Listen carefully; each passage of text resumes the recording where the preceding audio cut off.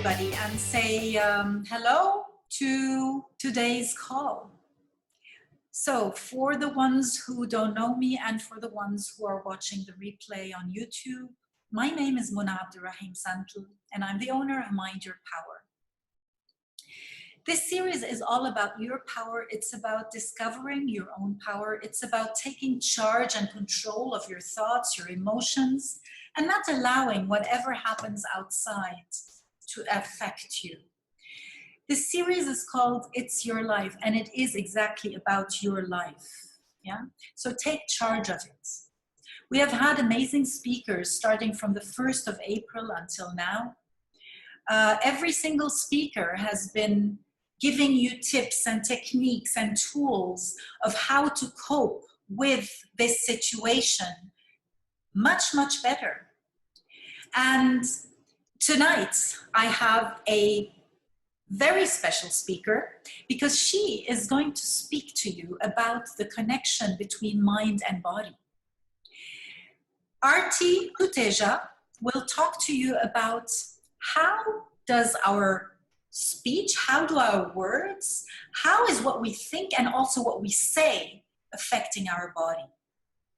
She will also talk to you about epigenetics, a wonderful, wonderful field, and she will also guide you through an exercise of movement and sound, I suppose. So I have the pleasure today, Arti is with us to announce her. Arti is the owner of a consultancy and hypnotherapy office. Arti is a hypnotherapist, and she's also an NLP practitioner, and she is a hypnotherapy instructor. Arti comes from the HR side, from the consultancy side, and she works with all kinds of issues, whether it's anxiety, whether it's fear, whether it's all habits or behaviors that people want to change. She also has a special interest for that field of mind-body connection. So let's listen to Arti today and listen what she has to say to us. Arti, welcome, and I am very, very happy that you are with us today. Hello, good evening, Mona. How are you? I am very, very well, thank you.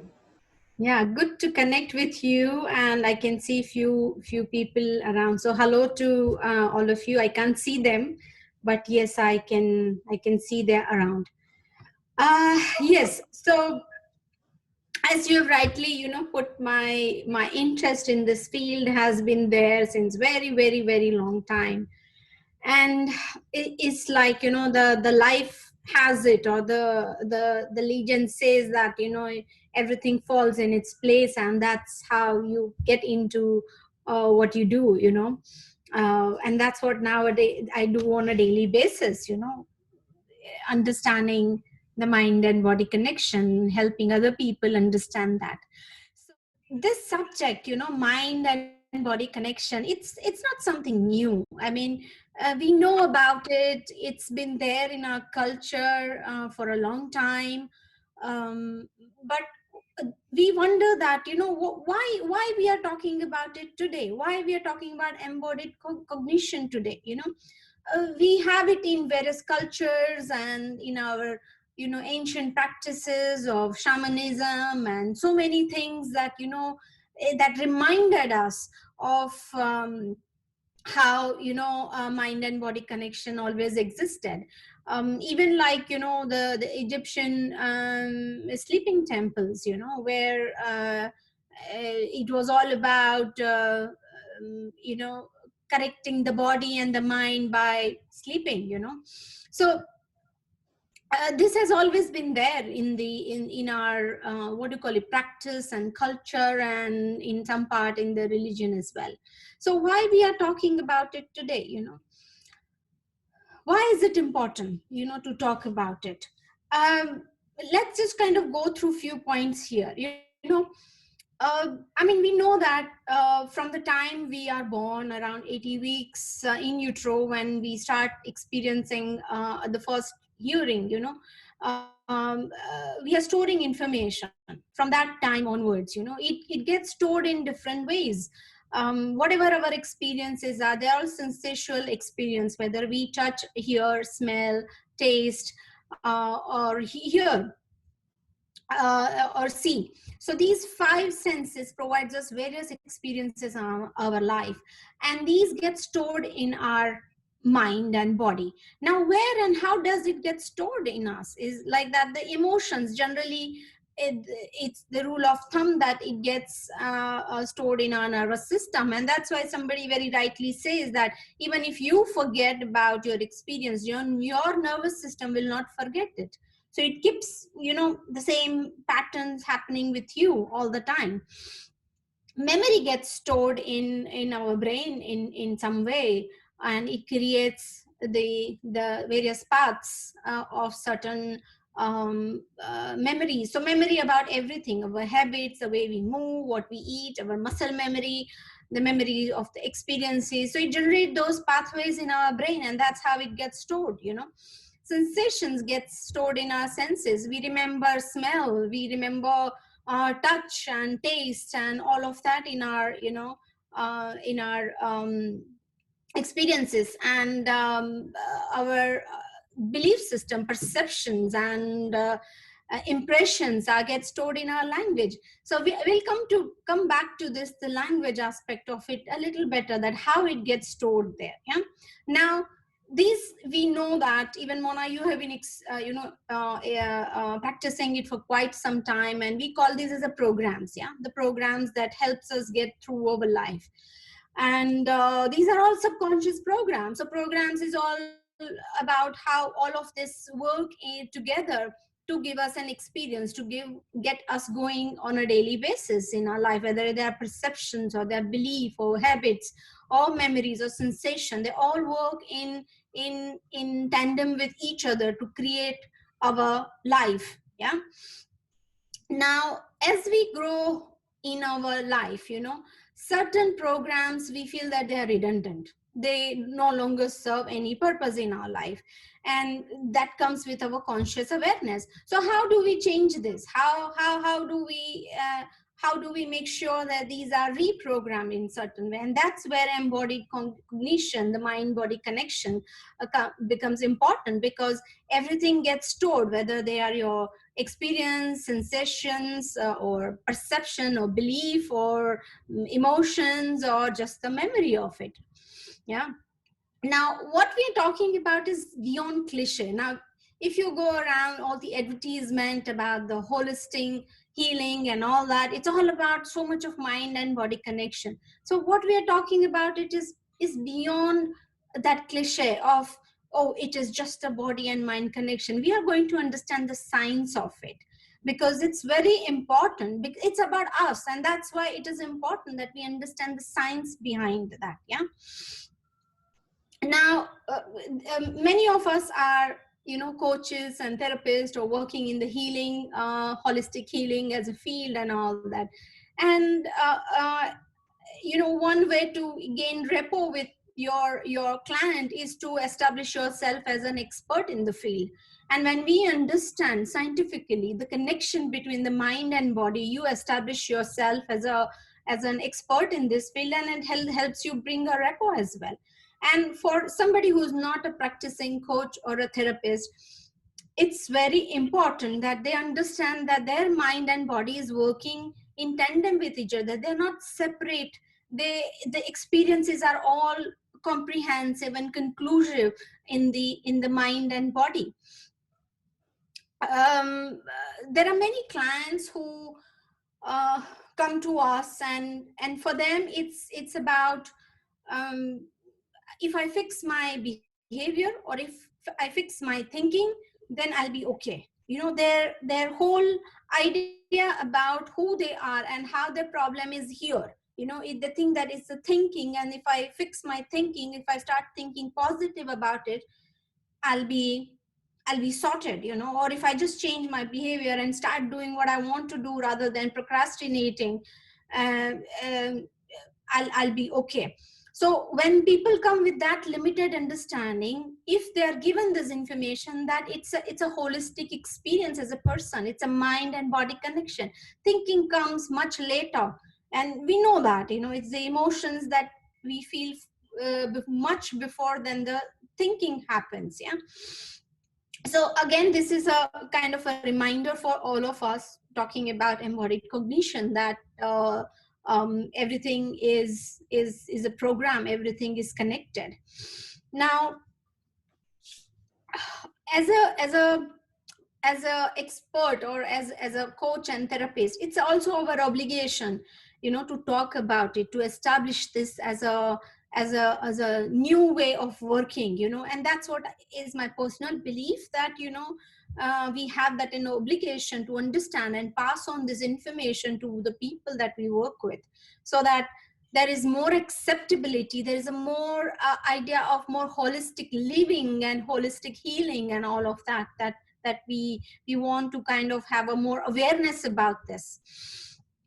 And why not bring scientific awareness into your practice, or scientific awareness in your living, because it's about you, it's about us, so as you rightly say that it's your life, it's your life, so you own it, it's your life, so you take it further, understand yourself, understand where it is all coming from. And that's why it is really important that we understand this mind and body connection very well. Now let's understand, what are the evidence, what is the evidence that we have in terms of mind and body connection. Now there are various fields, various sciences that gives us that evidence that there is a mind and body connection. So let's begin with the first evidence. I'm going to talk about 4, 5, 6 of them.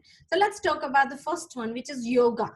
I mean, everyone knows yoga and everybody does it, but the way it has been described generally in the West and in the practice, that's not actually the yoga is. Yoga is a practice that is centered around the idea that to prepare our body to receive universal knowledge and understanding, we need to bring our body to a certain frequency. Yeah, so this is the whole idea about yoga. Yoga is not just the stretches and the exercise, and it's just one aspect of it. The whole idea is to create your body to a certain frequency. It is like, when you want to listen to a certain radio station, you need to log into that frequency to listen to that radio station. And if you want to change to another one, you have to change the frequency. So in the similar manner, yoga is all about mind and body connection. You prepare the body so that you receive the universal knowledge. And it's there in it's done through breathing, the sadhana, which is like meditation, which is also known as dhyan.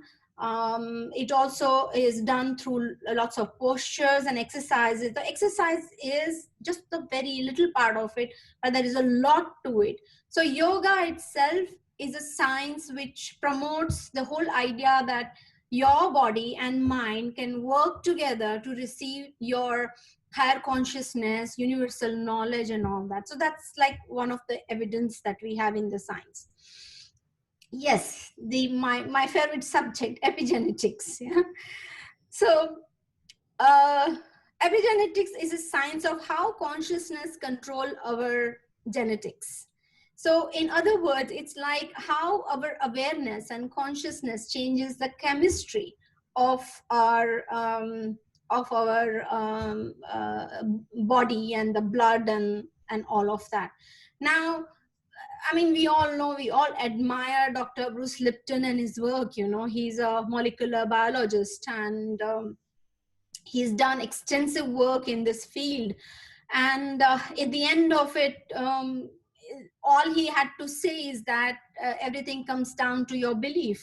So if you believe in something, it tends to happen. It changes your body, it changes your body chemistry. Say, for example, how you would be when you are calm against you are angry, your state of mind. So it is all about that epigenetics, that how your belief, what you choose to believe, changes the way you feel and think about something. Now epigenetics doesn't really end there. Now there is some new research that has also come up in this field, and it talks about the junk DNA. I mean, in 90% of our DNA, they used to call it as a junk DNA. But then they did a lot of research on it, and there is this doctor, is a Russian biologist and molecular uh, Russian biophysicist and molecular biologist called, I'll try to pronounce because Russian is difficult for me. It's called Yotra Gargavel. So he and his colleagues, they did this study on this junk DNA. And what they realized is that the junk DNA is responsible to serve as a data storage for communication.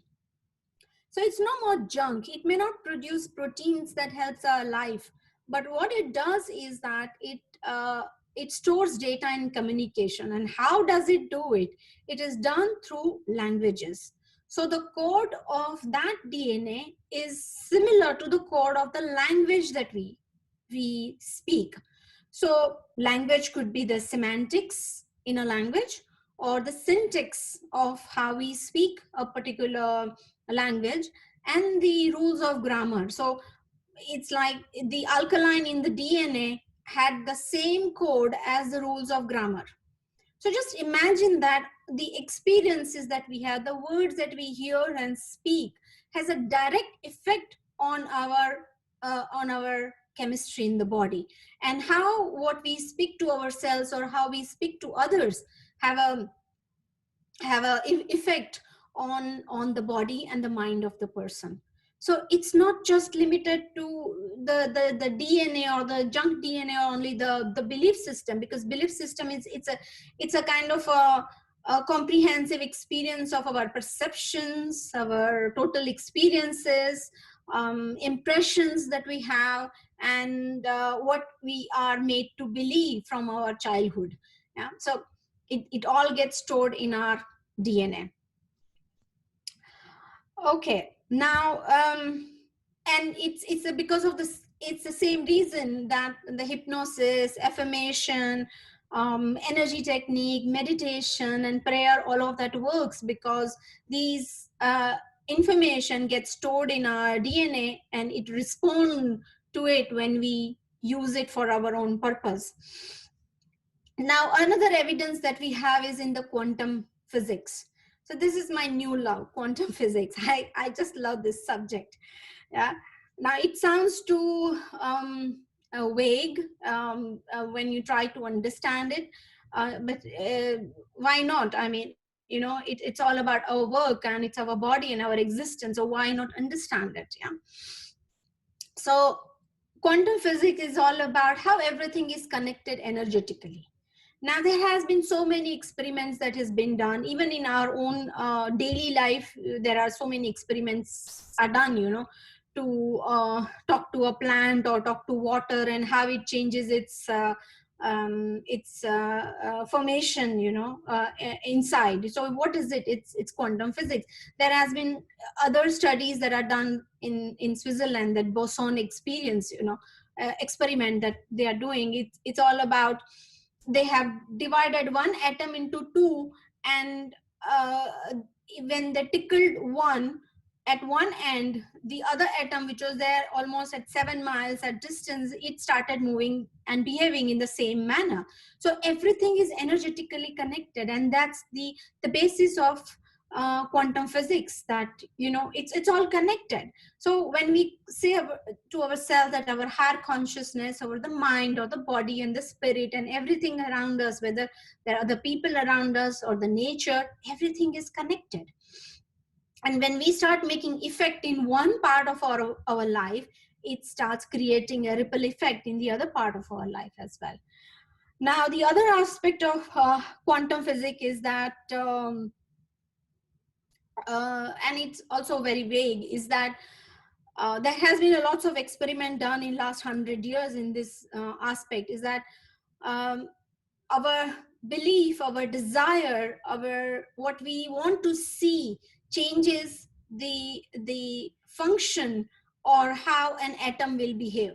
So just imagine, like, all these things that we call in our idea of law of attraction, that we attract what we tend to believe or we tend to put focus on. So it's all about what your intentions are. So it doesn't really limit to what I can do right now physically. It's all your intention, it's all your perception, it's all your belief system and what you want to do in your life. Such a beautiful way to change that in your life, such a beautiful way to practice that in your life, the law of attraction, because everything is connected, and what you believe tend to realize, what you put focus on tend to get realized, because that's how the quantum physics really works. So that's another field in which we have an evidence of mind and body connection. Now, the science of itself of embodied cognition. I mean, there has been a lot of studies done only in this field of embodied connection. So there is one name that comes again and again in this field is Lokoff and John Berg. There are some other names, Mark Johnson. I'll put up this information somewhere so that people can refer to their books and research. So they have done extensive research in this field of embodied cognition. And what it really talks about embodied cognition is that the mind has an effect on the body and the body has an effect on the mind. It's like sometimes the way you stand, you change the posture, is a simple way to change your mindset, isn't it? Sometimes you're not in a mood and you stand up like this for 1 minute, it will change your mental makeup because you have moved something. There is a moment involved in that. Now, again, it says that the experience are stored as a language code and emotions are as energy in our nervous system. Yeah. Uh, and what is cognition? Let's kind of divide this one. Cognition is a mental action or process to gain knowledge and understanding through our thoughts and behavior. And embodied, what is embodied? The meaning of embodied, it's an expression of something which is tangible or visible form, and it provides with a body. So embodied cognition is all about your thoughts and ideas having visibility in somewhere in your body. So for example, our pain, where do you feel pain has a meaning to it. Yeah, whether the pain is emotional pain and how we interpret it.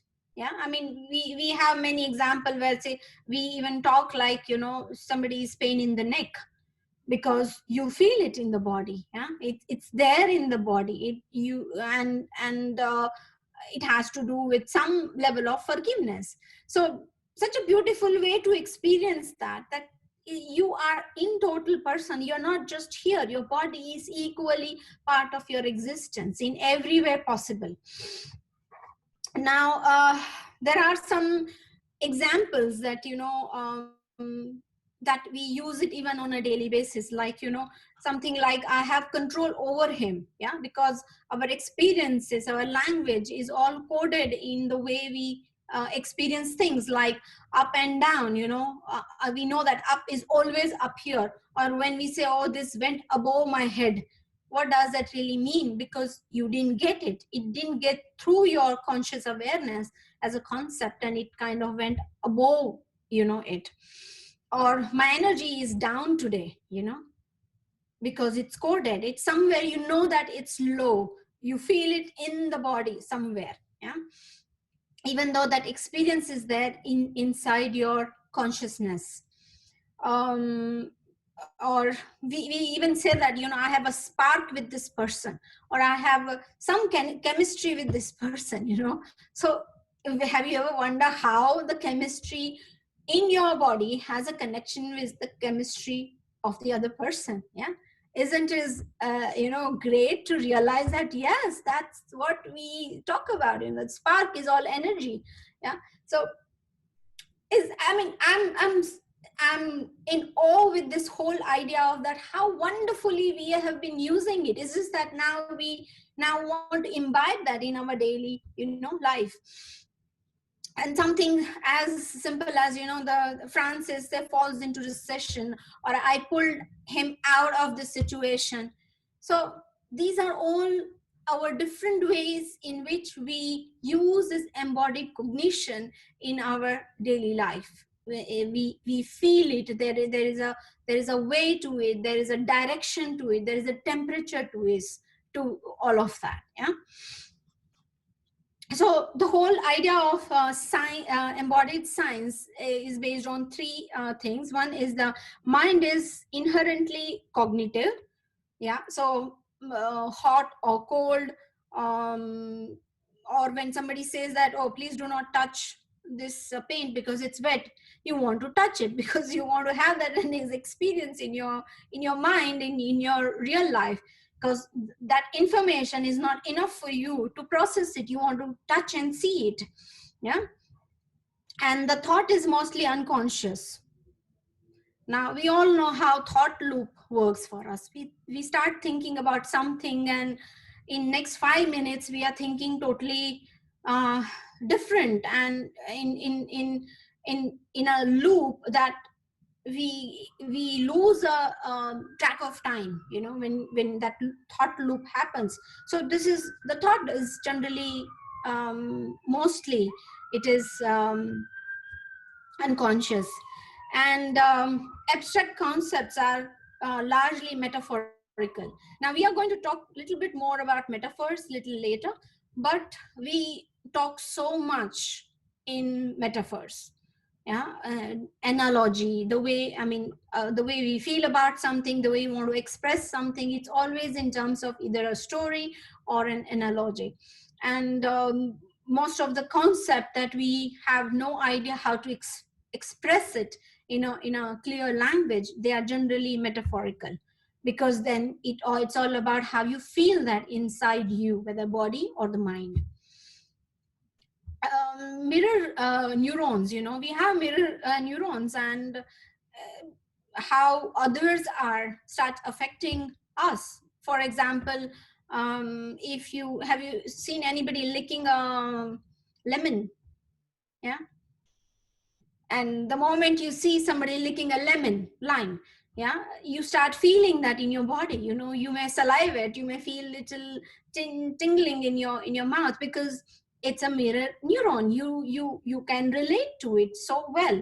So how beautifully this mind and body connection is always present for us. The next field that has also established mind and body connection for us is a psychosomatic science and disorders. So it has been there in the psychology for a long time. Most of the autoimmune disease are connected, because of science and mind and body connection. It has to do with, because autoimmune conditions have no etiology. They don't know how it all started. There is no gene that is telling the body to be in that way.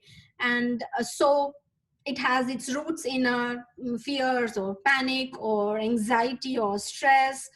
um, IBS, in most of the cases, when there is no physiological reason for it or anatomical reason for this IBS to happen in somebody, is because there is a emotional connect to it.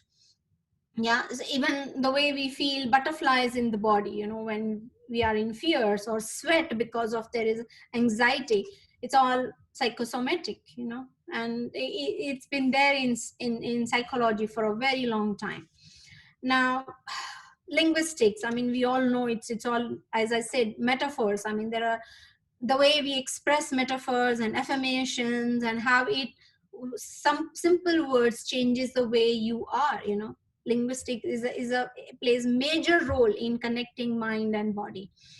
Now, I mean, in our field, we have also referred to Louis Hay's work, in the in her work.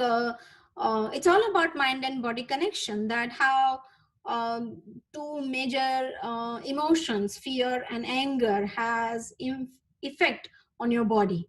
So she has a whole list of uh, diseases that, or the conditions in person's body, has connection with how the mind feels about something, what it thinks, and what are the major emotions that person feels, the anger or fear.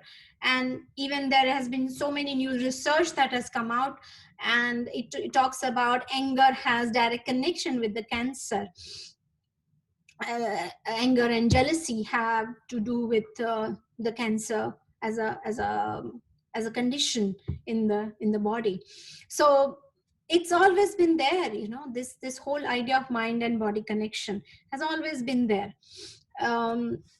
So these are some of the evidence that we have, that reminds us, that tells us that there is a strong mind and body connection. And what is important for us is that when we do any intervention, when we want to change the programs that are not working for us, we cannot forget that mind and body connection. It has to happen. It has to work in mind, body, and spirit way. It has to work in a way that it completes that whole cycle of holistic intervention, and not just in the thought or the behavior aspect of our life. As a coach or a therapist, what are the tools that we have?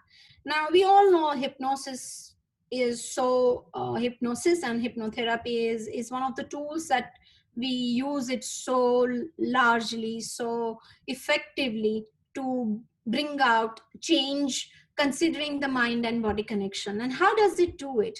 Hypnosis is all about mirror neurons. It's about reprogramming or neutralizing the emotional response, our belief system or feelings about something, or the thoughts about something, or reprogramming our perception so that you no more think the same way that you used to think. And again, these are all programs, because when you create the programs, it always gives you the same results.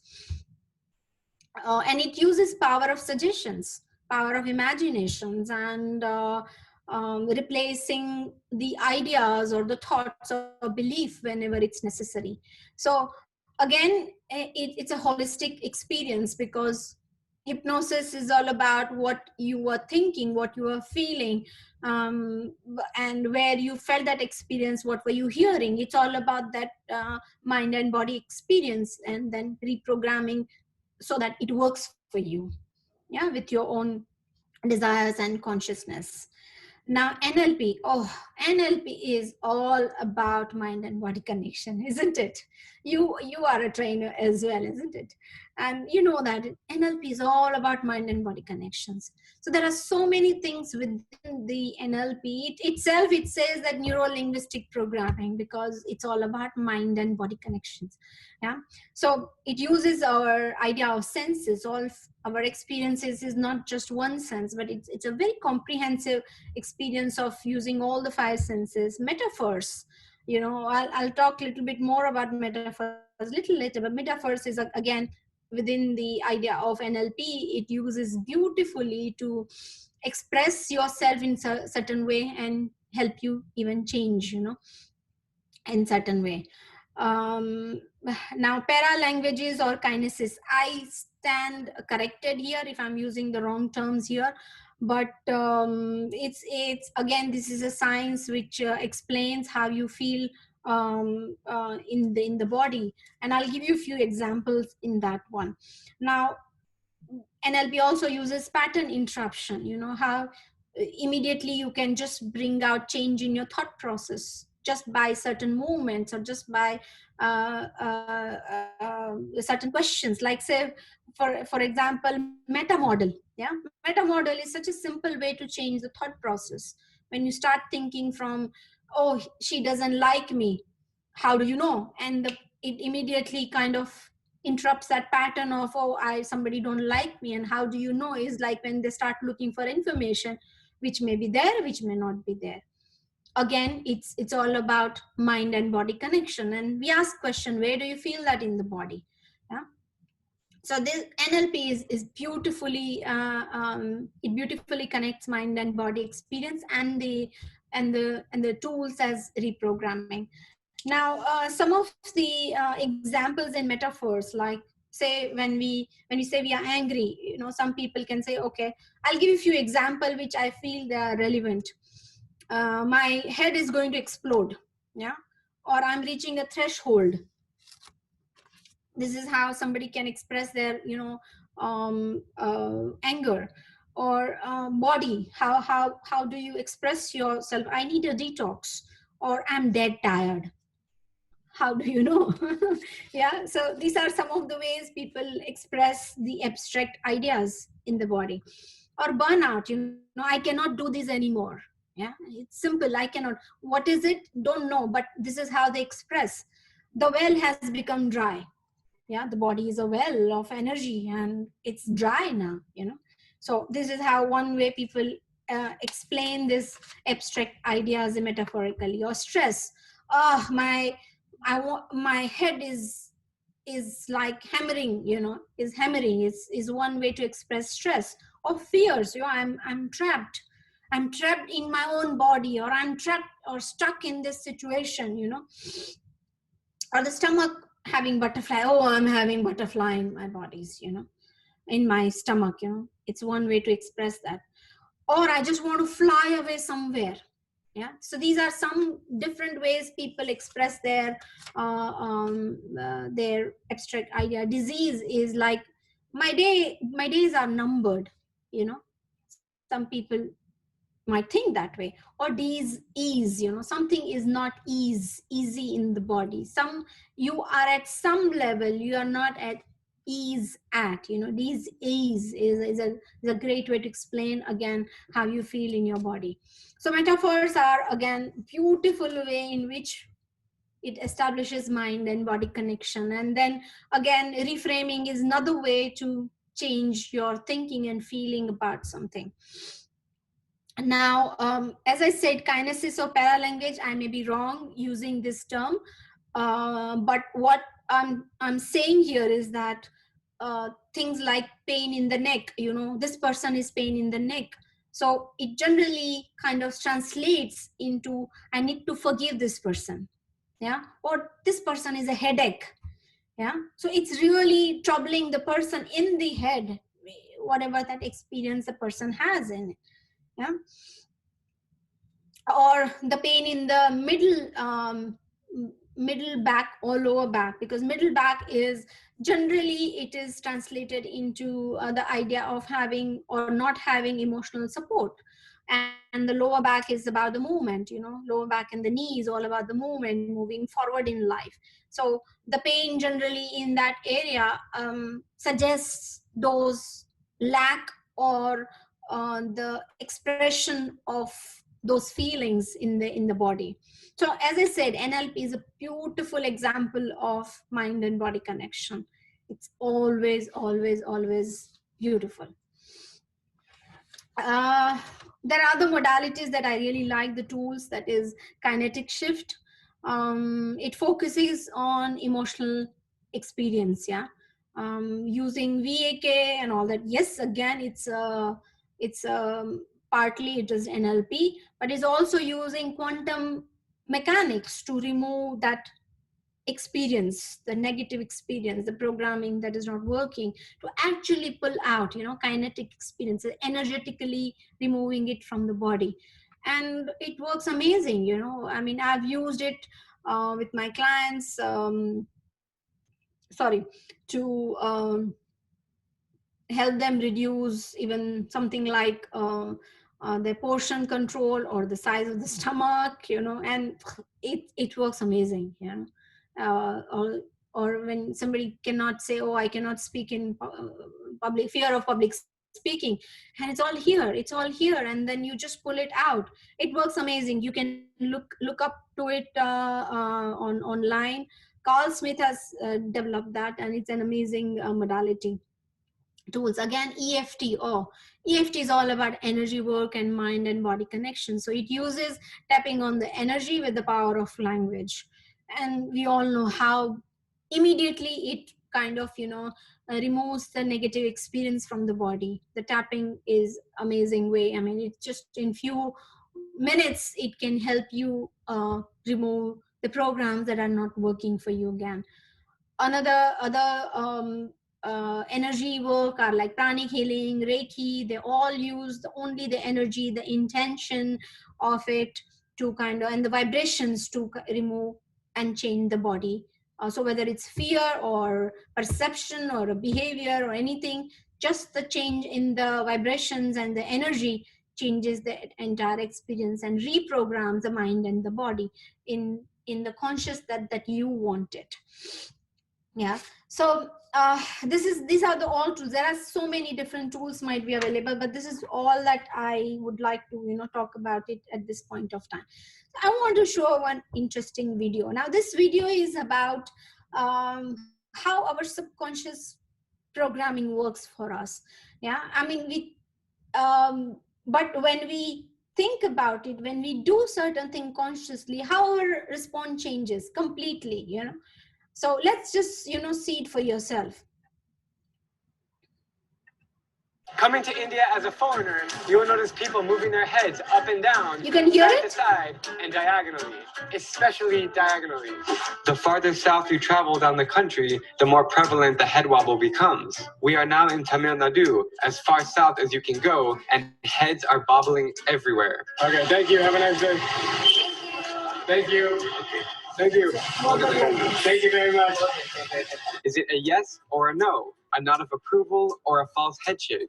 The answer can be all of the above, and it's so unique that it deserves its own video explanation. The yes wobble, the no wobble, the maybe wobble, the what's up wobble, the I understand wobble, and the wobble to acknowledge someone's presence. The most interesting thing that I find about head wobbles is that it's 100% subconscious. If you ask people to do it on the spot, they can't. So everybody do the yes. Yes. Is it really up and down? Yes. Something I've noticed is the faster the head wobble, the more understanding that person is. A slower head wobble is only a little understanding or just a sign of respect. But altogether, this is just one of the many unique things about Indian culture. And if you ever come here, then you must learn how to adapt. Thank you. Isn't it great? This is so subconscious, our whole cultural things and cultural gestures and the postures. But when you are told to do it consciously, it changes the meaning.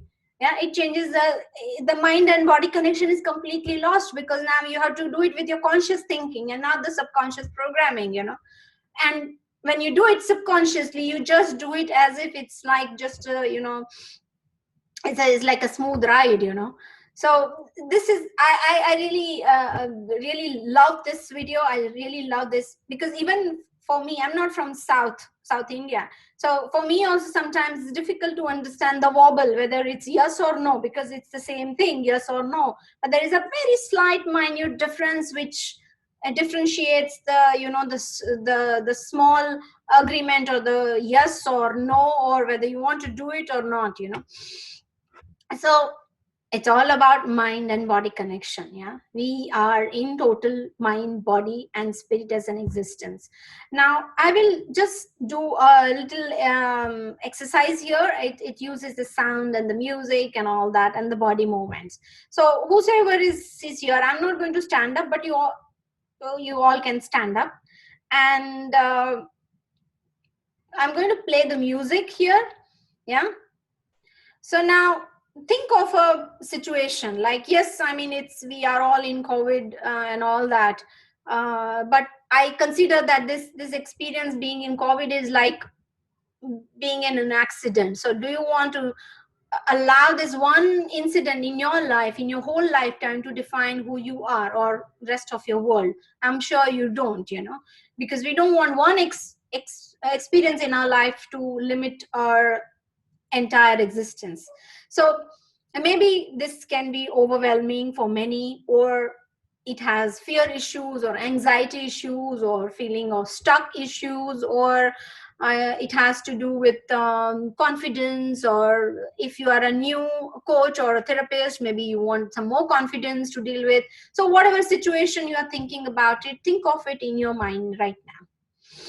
Just close your eyes and think of it. Think of it in a total experience, how it feels in the body, how it feels in the mind. Now in your mind's eye, in front of you, put that as a situation or as a thought or as a feeling, as an experience in front of you. Now open your eyes and look at it. What it is down in front of you, what it is trying to tell you, what it is giving you as an experience, and how it's affecting you, and how you really want it to change. Now, just for a moment, let it be there, let it sit there. Does it really need any more in your life? Is it serving any purpose in your life? Yeah? Isn't it time to just let go by just doing simple things? Isn't it? So when I'm playing the music, you're going to use 3 sounds. Yeah, the sound will work this way. It's like, in my culture, we say A is like when we address somebody A, it's like, so let's say that situation or a feeling or emotion as an A. So we say A, what is this, affecting my life? And then you pick it up. And when we don't like something, we'll say E, you, like that expression. And then, and you kind of get rid of it, This is how, so I'm going to play the music. It could be louder, doesn't matter. It has some Sanskrit words, but it's okay. They are really amazing. And you're going to feel wonderful. So let's just do that. So think of it once again in front of you, that situation or emotions or behavior or the feelings that you want to get rid of it right away. Yeah. And you're going to move it like you're dancing, yeah, yeah, just a little bit of dancing. So I'm going to start now.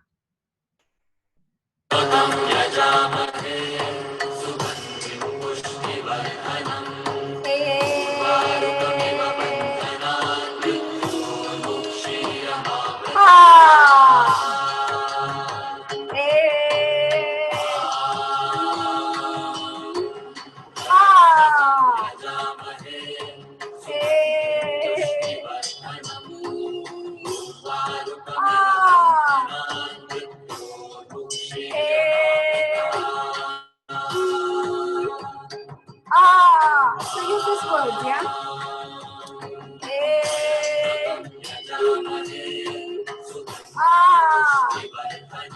Do it some more time. Do it some more time.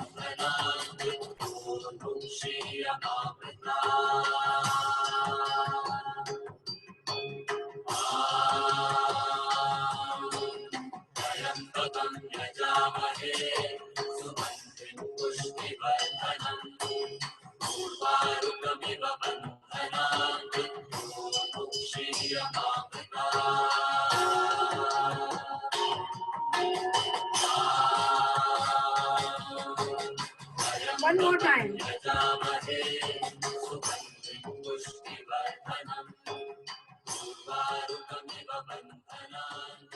Yes. Thank you. That was fun. Yes, it is silly, but it's funny, What can you explain a little bit more about what just the music that was there? Is it a certain, what does it mean? Or what that exercise now? That exercise, as I said, it uses a sound. It's an embodied cognition. So your experiences are not just in your head, but it's in the sound, in the music, in the moment. Yeah.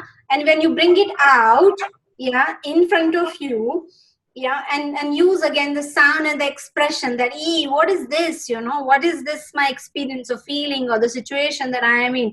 You pick it up and say, I don't like it, yes, you're there, I don't like it, let me just let it go.